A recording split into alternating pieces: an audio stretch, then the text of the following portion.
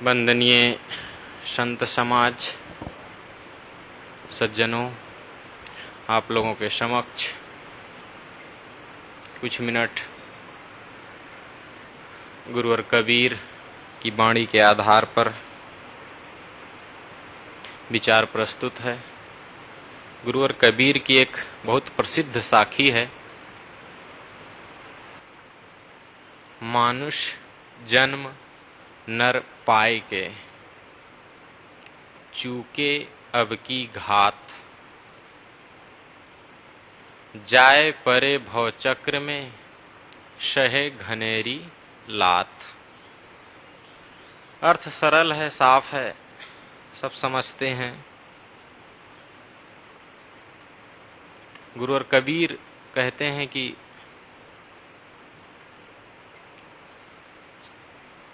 मनुष्य शरीर मिलना बहुत दुर्लभ है।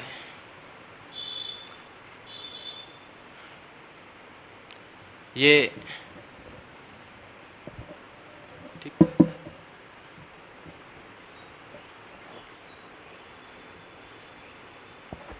सबको नहीं मिलता है, और जिसको ये मिला है वो उसको कैसे उपयोग करता है।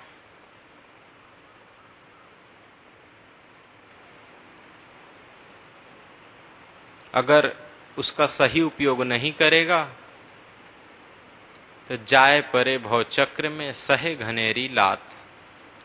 दुनिया में अनंत दुखों को सहता रहेगा, उसके दुख का चक्कर कभी समाप्त नहीं होगा। गुरुवर कबीर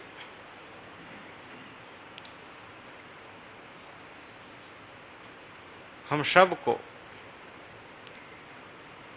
बताते हैं कि मनुष्य शरीर बहुत मूल्यवान है, इसकी कीमत को समझें,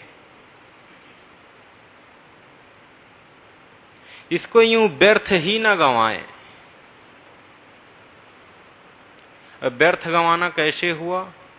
इसका सदुपयोग न कर पाना। यह मनुष्य शरीर जो करने के लिए मिला था उसको ना कर पाना, व्यर्थ ही खो देना है।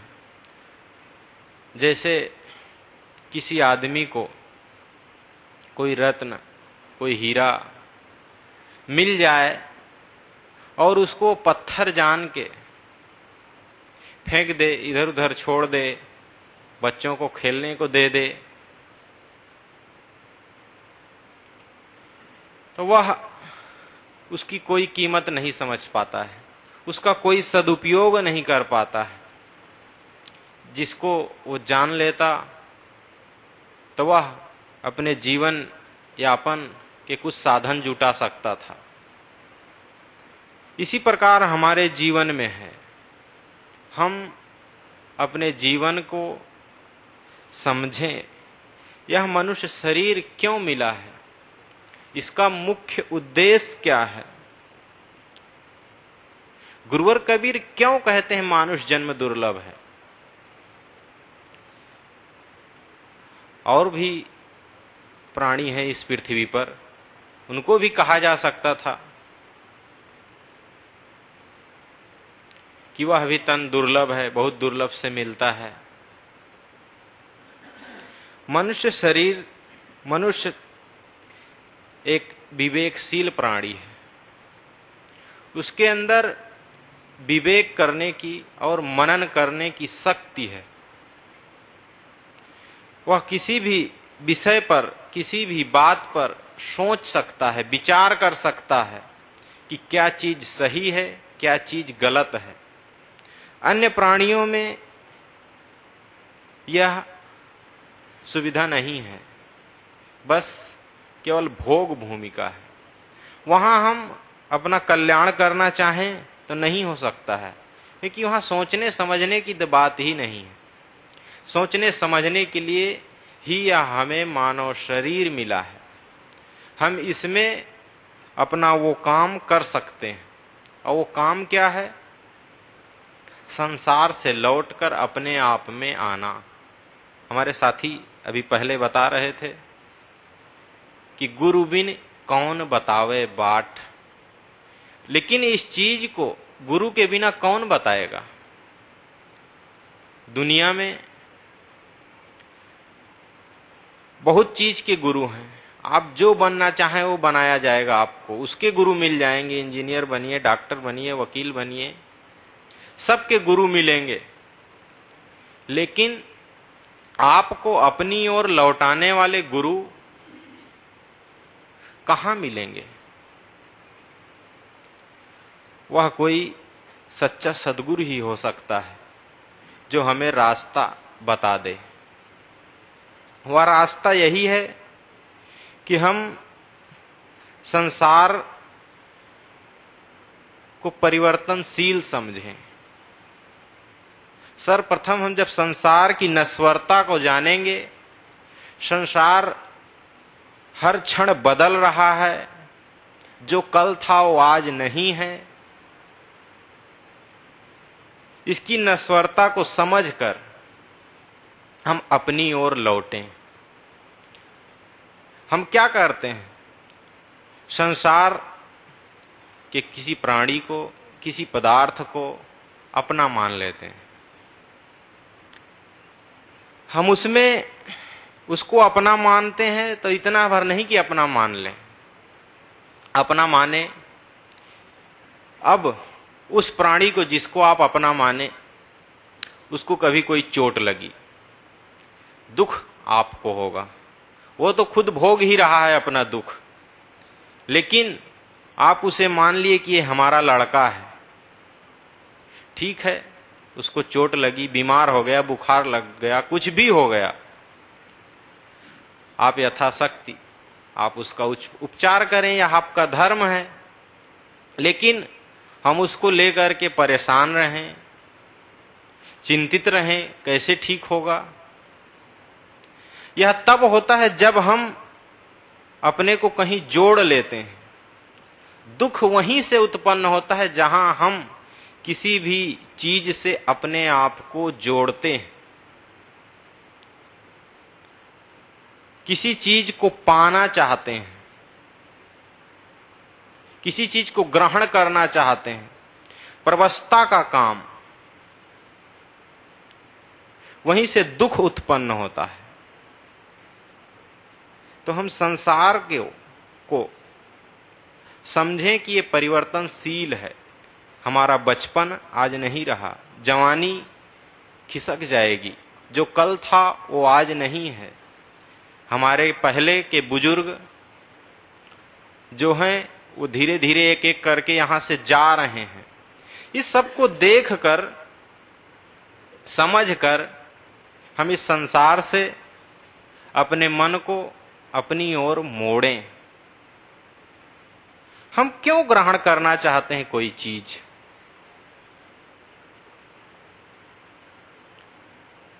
क्यों हम परवस्ता का काम करते हैं?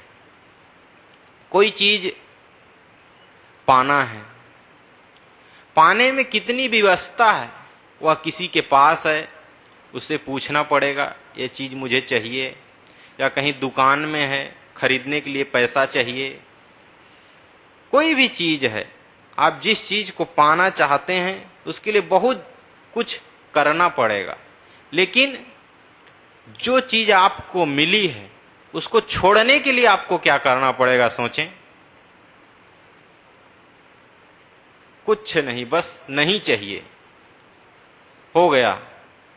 कुछ भी नहीं करना है छोड़ने में। ग्रहण करने में ही दुख है, ग्रहण करने में ही परेशानी है, त्याग में नहीं। गुरुदेव जी की वो कविता याद आती है, शोभस पथ है त्याग, जो सुखमय सरल है। शोभस्ता है त्याग में हम अपने मन का कर सकते हैं, और वही रास्ता सुखमय है और सरल है। लेकिन हम खुद कठिन मार्ग को चुनते हैं। जिसको ग्रहण करने में अनेकों कठिनाइयां हैं, जिसको प्राप्त करने के लिए बहुत सारे यत्न करने पड़ेंगे, वो करना चाहते हैं। इस संसार के सारे प्राणी पदार्थों को अपने मन से निकाल दें और अपने मन को अपने आप में केंद्रित करें, अपनी ओर लौटाएं, अपने आप को जानें, आखिर मैं हूं कौन, मैं इस संसार में क्यों आया हूं, मेरा क्या काम है। इसको समझें। गुरुवर कबीर इसी को कहते हैं। अगर इसको नहीं समझे तो चूक जाएंगे। कैसे? जैसे कोई खिलाड़ी जब खेलता है,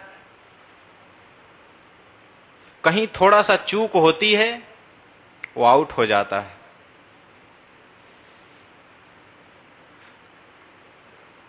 उसका खेल समाप्त हो जाता है, वो अपना खेल वहीं छोड़कर लौट जाता है।